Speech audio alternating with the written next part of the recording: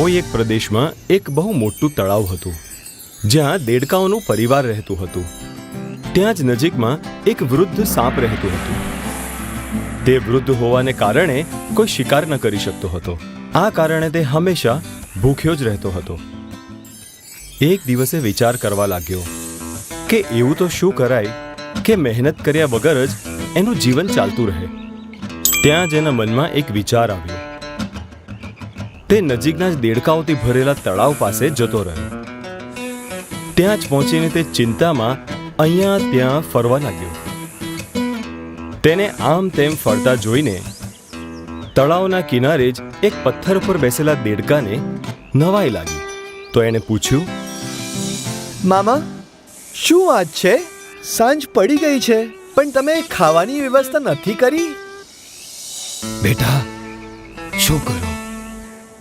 મને તો હવે ખોરાકની કોઈ ઈચ્છા જ નથી રહી. આજે વહેલી સવારે જ હું ખોરાકની શોધમાં નીકળી પડ્યો હતો. એક સરોવરના કિનારે મેં એક દેડકાને જોયો. હું એને પકડવાનું વિચારી જ રહ્યો હતો કે એણે મને જોઈ લીધો. નજીકમાં જ થોડાક બ્રાહ્મણો ધ્યાનમગ્ન હતા. તે તેમની વચ્ચે જઈને કશે સંતાઈ ગયો. એને તો મેં કશે જોયો નહીં, પણ એના ભ્રમમાં મેં એક બ્રાહ્મણના દીકરાના અંગૂઠાને કઢી લીધો અને તરત જ તેની મૃત્યુ થઈ ગઈ. તેના પિતાને ઘણું દુઃખ થયું. એ શોકમાં દુઃખી પિતાએ મને શ્રાપ આપતા કહ્યું, દુષ્ટ, તે મારા પુત્રને કોઈ પણ અપરાધ વગર કરડી લીધો છે, તો તારી મૃત્યુ પણ કોઈ નોળિયાના કરડવાથી જ થશે. બ્રાહ્મણનો શ્રાપ સાંભળીને હું ગભરાઈ ગયો અને આજીજી કરતો બોલ્યો, બ્રાહ્મણ દેવતા, મને માફ કરો. મેં આ અપરાધ જાણી જોઈને નથી કર્યો. હું તો ખોરાકની શોધમાં એક દેડકાની પાછળ અહીંયા આવી ગયો અને મારાથી અપરાધ થઈ ગયો. મને ક્ષમા કરો, મને ક્ષમા કરો. ભલે ને તે અપરાધ અજાણતા જ કર્યો છે, પણ અપરાધ તો કર્યો જ છે ને. આ અપરાધનો દંડ તો ભોગવો જ પડશે. હું બ્રાહ્મણની સામે આજીજી કરવા લાગ્યો અને શ્રાપથી મુક્ત થવા માટે વિનંતી કરવા લાગ્યો. મારી વિનંતીથી બ્રાહ્મણને દયા આવી ગઈ અને તેઓ થોડી વાર ધ્યાનમગ્ન થઈને બોલ્યા, જો તું 1000 દેડકાઓને 1 વર્ષ સુધી પોતાના પીઠ પર બેસાડશે તો આ શ્રાપમાંથી મુક્ત થઈ જશે. હું બ્રાહ્મણને પ્રણામ કરીને ત્યાંથી આવતો રહ્યો. પોતાના આ જ શ્રાપથી મુક્ત થવા માટે હું તમે લોકોને 1 વર્ષ સુધી પોતાના પીઠ પર બેસાડીને તમારો વાહન બનવાનો ઉદ્દેશ્ય સાથે આવ્યો છું.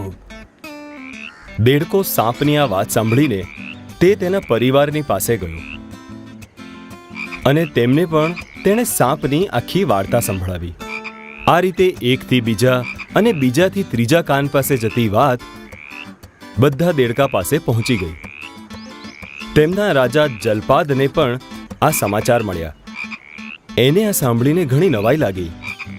બધા કરતા પહેલા એ જ સાપની પાસે જઈને તેના ફેણ ઉપર બેસી ગયો. તેને ચઢેલો જોઈને બીજા બધા જ દેડકાઓ તેની પીઠ ઉપર ચડી ગયા. સાપે કોઈને કંઈ જ ન કહ્યું. સાપે તેમને નવા નવા કરતબ બતાવ્યા.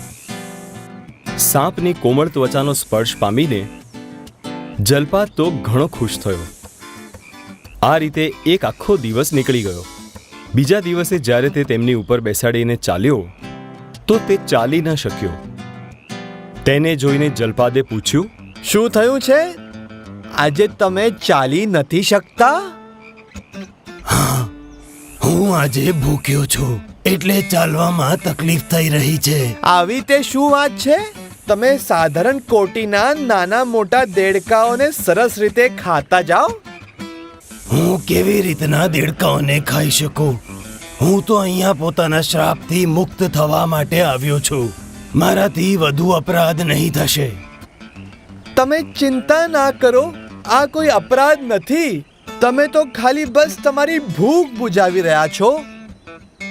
જલપાદની વાત સાંભળીને સાપ રોજે રોજ કંઈ પણ મહેનત કર્યા વગર દેડકાઓને પોતાનું ભોજન બનાવતો હતો આ રીતે તે એક એક કરીને દરેક દેડકાઓનો નાશ કરતો ગયો.